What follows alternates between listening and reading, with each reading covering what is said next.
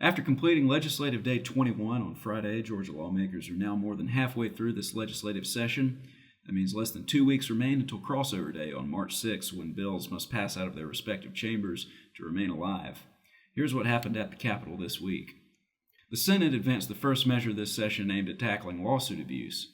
Senate Bill 68, sponsored by Senator John F. Kennedy, would address several aspects of tort reform, including but not limited to reevaluating premises liability, requiring a truthful calculation of damages in personal injury cases, thereby eliminating phantom damages, and allowing a jury to know whether a plaintiff was wearing his or her seatbelt in an auto accident.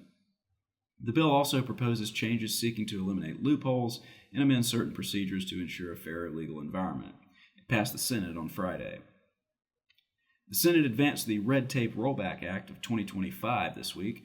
Senate Bill 28, sponsored by Senator Greg Dolezal, cleared the Senate Economic Development and Tourism Committee. Also on that issue of regulatory reform, the House Budget and Fiscal Affairs Oversight Committee held a hearing to learn more about the growth of Georgia's regulatory code and how other states have sought to reduce regulatory burdens on citizens through both executive and legislative reform. The Georgia Public Policy Foundation testified before that committee on Thursday.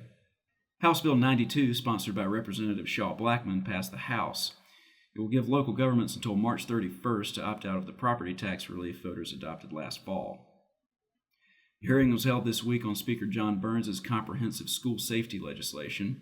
House Bill 268 is sponsored by Representative Holt Persinger.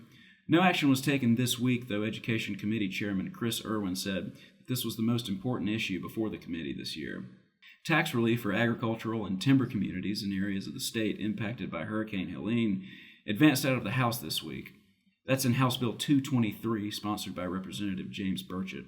Legislation known as the Distraction-Free Education Act, which would require local schools to adopt policies to prohibit the use of cell phones for all students through the 8th grade, advanced in the House Education Committee Curriculum Subcommittee.